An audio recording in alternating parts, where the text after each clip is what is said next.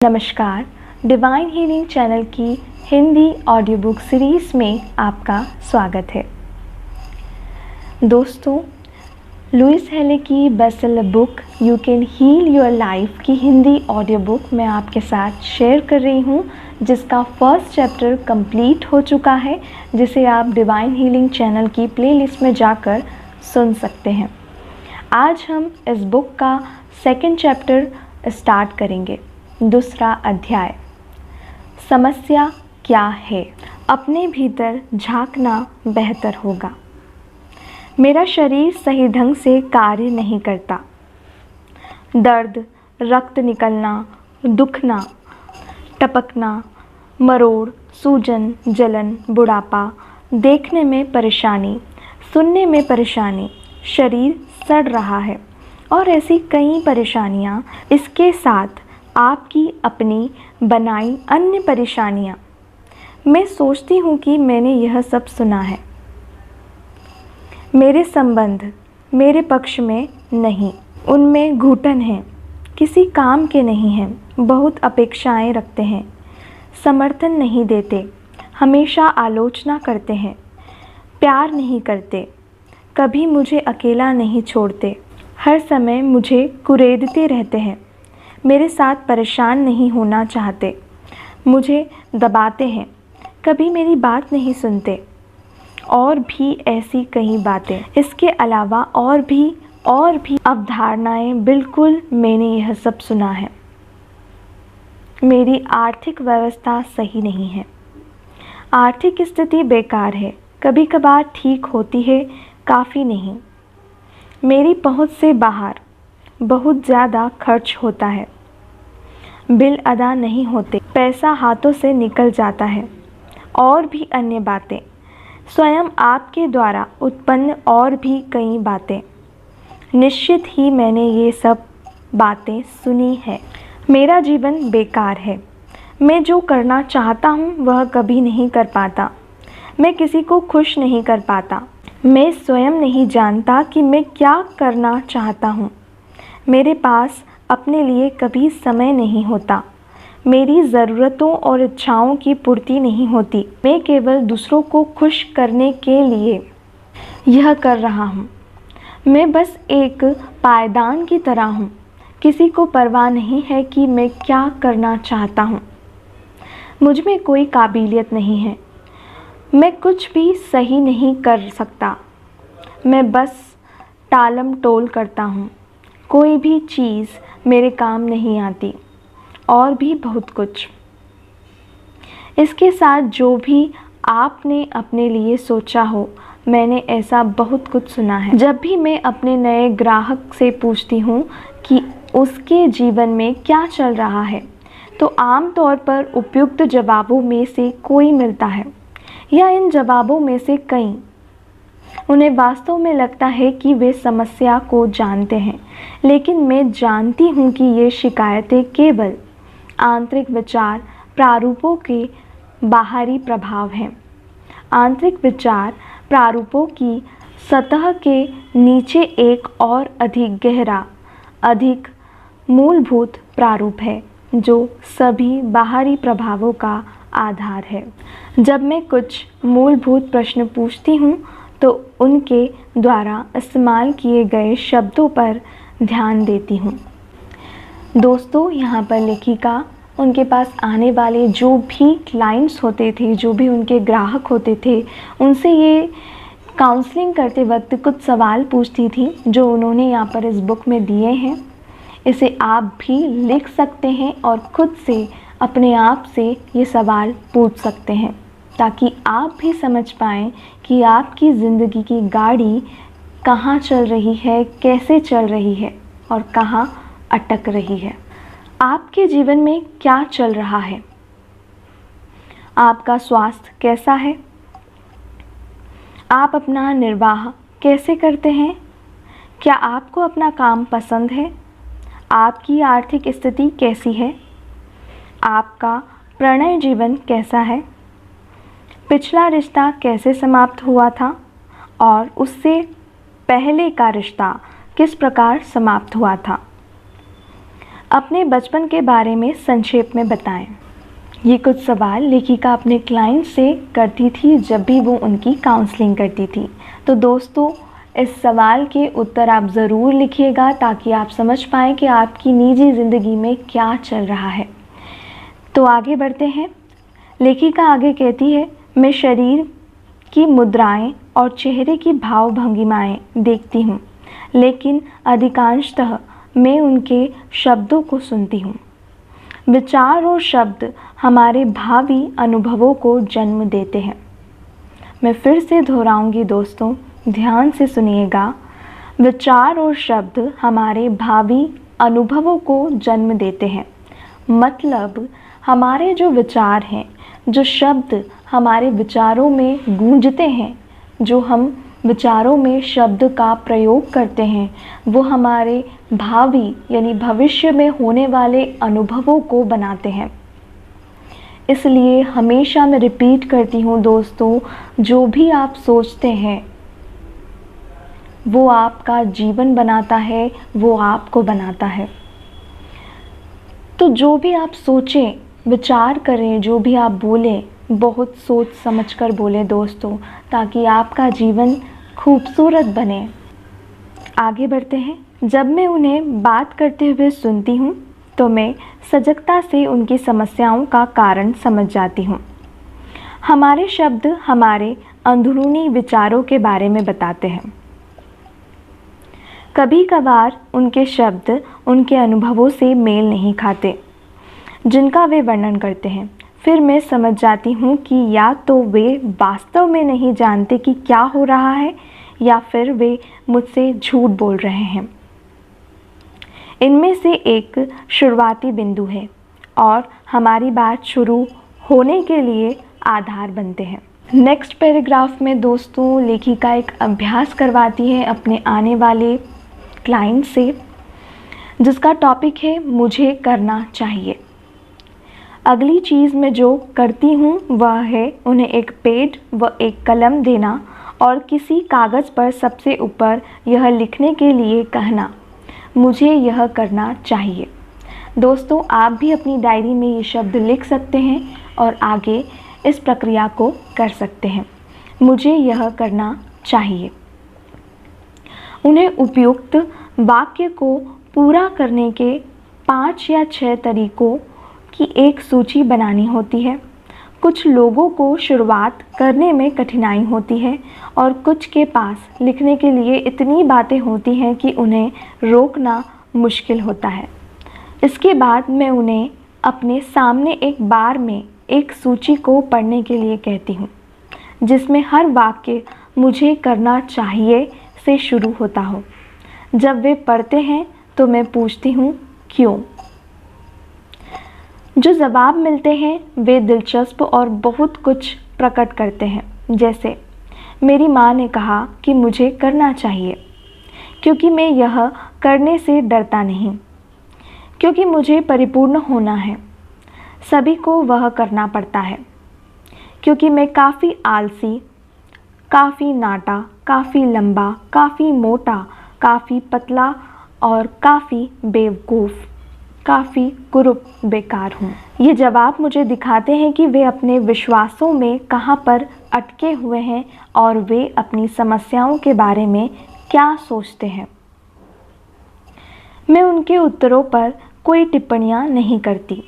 जब उनकी सूची समाप्त हो जाती है तो मैं चाहिए शब्द के बारे में बात करती हूँ। देखिए, मैं मानती हूँ कि चाहिए शब्द हमारी भाषा के सब नुकसानदायक शब्दों में से एक है। हर बार जब हम चाहिए का इस्तेमाल करते हैं, वास्तव में हम गलत कर रहे होते हैं। या तो हम गलत हैं या हम गलत थे, या हम गलत होने वाले हैं। मुझे नहीं लगता कि हमारे जीवन में और गलतियों की ज़रूरत है। हमारे पास चयन की ज़्यादा आज़ादी होनी चाहिए। मैं चाहिए शब्द को हमेशा के लिए शब्दावली से निकालना चाहूँगी। मैं उसके स्थान पर सकता हूँ रखना चाहूँगी। सकता हूँ हमें आज़ादी देता है और हम कभी गलत नहीं होते। इसके बाद मैं उन्हें उस सूची को फिर से एक बात पढ़ने के लिए कहती हूँ, मगर इस बार हर वाक्य को यदि मैं चाहता तो मैं कर सकता से शुरू करने के लिए कहती हूँ। यह इस विषय पर एक नई रोशनी डालता है। जब वे ऐसा करते हैं तो मैं सौम्यता से उनसे पूछती हूँ, आपने ऐसा क्यों नहीं किया? अब अलग अलग उत्तर मिलते हैं। मैं नहीं करना चाहता, मैं डरता हूँ, मैं नहीं जानता कि कैसे करना चाहिए क्योंकि मैं उतना अच्छा नहीं हूँ, और भी बहुत कुछ। हम अक्सर पाते हैं कि वे बरसों से खुद को किसी ऐसे कार्य आदि के लिए कमज़ोर समझते रहे हैं जो वे कभी करना ही नहीं चाहते थे, या वे कुछ ऐसा न करने के लिए अपनी आलोचना करते रहे हैं जिसे करने का उनका विचार ही नहीं था। अक्सर ऐसा था कि किसी और ने कहा कि उन्हें करना चाहिए। जब वे उस कार्य को देखें तो उसे चाहिए कि सूची से निकाल सकते हैं। कितनी राहत की बात है ये। ऐसे लोगों को देखिए जो खुद को ज़बरदस्ती वर्षों तक ऐसे करियर में रखने की कोशिश करते हैं जो उन्हें नापसंद होते हैं, सिर्फ इसलिए कि उनके माता पिता ने कहा कि उन्हें डेंटिस्ट बनना चाहिए या शिक्षक बनना चाहिए। कितनी बार हमने हीन भावना महसूस की क्योंकि हमें कहा गया था कि हमें किसी अन्य रिश्तेदार की तरह अधिक स्मार्ट या अधिक अमीर या अधिक रचनात्मक होना चाहिए। आपकी चाहिए की सूची में क्या है जिसे हटाकर आपको राहत महसूस होगी? जब तक हम इस छोटी सी सूची का अध्ययन करते हैं, वे एक नए और भिन्न रूप में अपने जीवन को देखना शुरू करते हैं। वे ध्यान देते हैं कि ऐसे कई कार्यों के बारे में वे सोचते थे कि उन्हें करने चाहिए। वे ऐसे कार्य थे जिन्हें वे कभी नहीं करना चाहते थे और वे केवल दूसरे लोगों को खुश करना चाहते थे। कई बार ऐसा इसलिए कि वे डरते हैं या ऐसा महसूस करते हैं कि वे उतने प्रभावशील नहीं हैं। अब समस्या बदल रही है क्योंकि वे किसी और के मापदंडों पर खरे नहीं उतर रहे थे। ऐसा सोचकर उनमें उत्पन्न गलत होने की भावना को समाप्त करने की प्रक्रिया अंतिम कर दी है मैंने। इसके बाद मैं उनको अपने जीवन का दर्शन समझाना शुरू करती हूँ, जैसा कि मैंने अध्याय 1 में किया। मैं मानती हूँ कि जीवन वास्तव में बहुत सरल है। जो हम देते हैं वही वापस पाते हैं। हम जो भी सोचना चाहते हैं और करना चाहते हैं उसमें यह ब्रह्मांड हमें पूरी तरह सहयोग देता है। जब हम छोटे होते हैं तो हम अपने आसपास के बड़े बुजुर्गों की प्रक्रियाओं से अपने और जीवन के बारे में महसूस करना सीखते हैं। ये विचार जो भी हो वे हमारे बड़े होने पर अनुभवों के रूप में फिर से हमारे सामने आएंगे। हालांकि हम केवल विचार प्रारूप के साथ कार्य करते हैं और ताकत का केंद्र हमेशा वर्तमान पल में होता है। इस क्षण में परिवर्तन शुरू हो सकते हैं। लेखिका आगे समझाती हैं, अपने आप से प्यार करना। मैं यह समझाना जारी रखती हूँ कि चाहे उनकी समस्या दिखने में जो भी हो, मैं किसी के भी साथ केवल एक बात पर काम करती हूँ और वह है अपने आप से प्यार करना। प्रेम चमत्कारी दवा है। अपने आप से प्यार करना हमारे जीवन में जादू की तरह काम करता है। मैं यह अहम या अकड़ या घमंड की बात नहीं कह रही, क्योंकि वह प्रेम नहीं है, वह केवल भय है। मैं अपने प्रति अधिक सम्मान और हमारे शरीर व दिमाग के चमत्कार के लिए आभार की भावना की बात कर रही हूँ। मेरे लिए प्रेम ऐसे स्तर तक सराहना है कि मेरा दिल भर के झलकने लगता है। प्यार किसी भी दिशा में जा सकता है। मैं प्रेम को इस तरह महसूस कर सकती हूँ। स्वयं जीवन की प्रक्रिया, जीवित होने का आनंद, जो सौंदर्य में देखती हूँ, अन्य व्यक्ति, ज्ञान, दिमाग की प्रक्रिया, हमारे शरीर और जिस रूप में वे काम करते हैं, जानवर, पक्षी, मछली, वनस्पति, अपने सभी रूपों में, ब्रह्मांड और जिस रूप में वह कार्य करता है। आप इस सूची में और क्या जोड़ सकते हैं? चलिए देखते हैं कि इस तरह से हम अपने आप से प्रेम नहीं करते। हम लगातार खुद को फटकारते हैं और आलोचना करते हैं।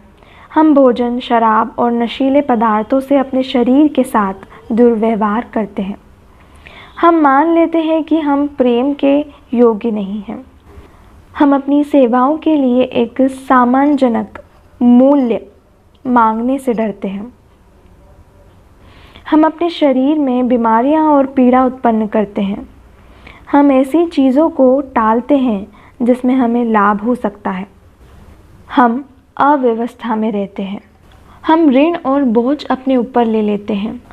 हम ऐसे प्रेमियों और साथियों को आकर्षित करते हैं जो हमारी अवहेलना करते हैं। आपके तरीके क्या हैं? यदि हम किसी भी रूप में अपने लिए अच्छी बातें नकारते हैं तो यह खुद से प्रेम न करने का एक तरीका है। ध्यान से सुनिएगा दोस्तों, मैं फिर से रिपीट करती हूँ। यदि हम किसी भी रूप में अपने लिए अच्छी बातें नकारते हैं तो यह खुद से प्रेम न करने का एक तरीका है। मुझे अपनी एक ग्राहक याद है जो चश्मा पहनती थी। एक दिन हमने उसके बचपन का एक पुराना डर निकाला। अगले दिन जब वह सोकर उठी तो उसे लगा कि उसे अपने कॉन्टैक्ट लेंस पहनकर परेशानी हो रही है। उसने आसपास देखा और पाया कि उसकी नज़र बिल्कुल साफ थी। फिर भी वह पूरा दिन कहती रही, मुझे विश्वास नहीं हो रहा, मुझे विश्वास नहीं हो रहा। अगले दिन उसने फिर से कॉन्टैक्ट लेंस पहन लिए। हमारे अवचेतन दिमाग में विनोद की कोई भावना नहीं होती। उसे यकीन नहीं हुआ कि उसने अपनी आंखें पूरी तरह ठीक कर ली है। आत्मशक्ति का अभाव भी खुद से प्रेम न करने का एक और भाव है। ये बात ज़रूर समझिए दोस्तों। आत्मशक्ति का अभाव भी खुद से प्रेम न करने का एक और भाव है।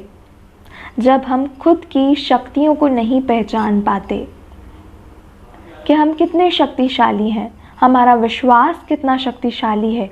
अगर हम विश्वास करते हैं तो क्या से क्या पलट सकते हैं हमारे जीवन में, ये हम नहीं जानते। पर हम खुद पर विश्वास ही नहीं करते। हम विश्वास करते हैं दूसरों की बातों पर हम खुद पर विश्वास नहीं करते। खुद से कही बातों पर विश्वास नहीं करते। ये भी एक अभाव है खुद से प्रेम न करने का। टॉम एक बहुत अच्छा कलाकार था और उसके पास कुछ अमीर ग्राहक थे जिन्होंने उसे अपने घरों में 1-2 दीवारें सजाने को कहा।